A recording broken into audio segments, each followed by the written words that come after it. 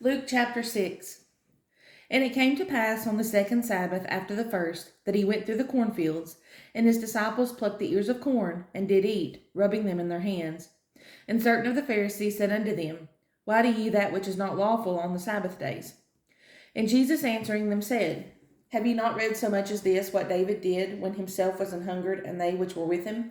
How he went into the house of God, and did take and eat the showbread, and gave also to them that were with him, which is not lawful to eat but for the priest alone. And he said unto them that the Son of Man is Lord also of the Sabbath. And it came to pass also on another Sabbath that he entered into the synagogue and taught. And there was a man whose right hand was withered.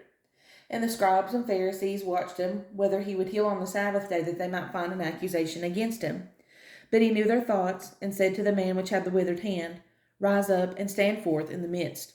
And he arose and stood forth. Then said Jesus unto them, I will ask you one thing.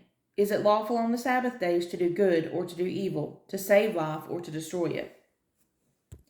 And looking round about upon them all, he said unto the man, Stretch forth thy hand. And he did so, and his hand was restored, whole as the other. And they were filled with madness, and communed one with another what they might do to Jesus. And it came to pass in those days that he went out into a mountain to pray, and continued all night in prayer to God. And when it was day, he called unto him his disciples, and of them he chose 12, whom also he called apostles. Simon, whom he also named Peter, and Andrew his brother, James and John, Philip and Bartholomew, Matthew and Thomas, James the son of Alphaeus, and Simon called Zealot, and Judas the brother of James, and Judas Iscariot, which also was the traitor. And he came down with them and stood in the plain in the company of his disciples, and a great multitude of people out of all Judea and Jerusalem, and from the sea coast of Tyre and Sidon, which came to hear him and to be healed of their diseases. And they that were vexed with unclean spirits, and they were healed. And the whole multitude sought to touch him, for there went virtue out of him, and healed them all. And he lifted up his eyes on his disciples, and said, Blessed be ye the poor, for yours is the kingdom of God. Blessed are ye that hunger now, for ye shall be filled. Blessed are ye that weep now, for ye shall laugh. Blessed are ye when men shall hate you, and when they shall separate you from their company, and shall reproach you, and cast out your name as evil, for the Son of Man's sake. Rejoice ye in that day, and leap for joy, for behold, your reward is great in heaven, for in the like manner did their fathers unto the prophets. But woe unto you that are rich, for ye have received your consolation. Woe unto you that are full, for ye shall hunger. Woe unto you that laugh now, for ye shall mourn and weep. Woe unto you when all men shall speak well of you, for so did their fathers to the false prophets. But I say unto you which hear, love your enemies, do good to them which hate you. Bless them that curse you, and pray for them which despitefully use you. And unto him that smiteth thee on the one cheek, offer also the other. And him that taketh away thy cloak, forbid not to take thy coat also. Give to every man that asketh of thee, and of him that taketh away thy goods, ask them not again. And as ye would that men should do to you, do ye also to them likewise. For if you love them which love you, what thank have ye? For sinners also love those that love them. And if ye do good to them which do good to you, what thank have ye? For sinners also do good, even the same. And if ye lend to them of whom ye hope to receive, what thank have ye? For sinners also lend to sinners to receive as much again. But love ye your enemies, and do good, and lend, hoping for nothing again. And your reward shall be great, and ye shall be the children of the highest, for he is kind unto the unthankful and to the evil.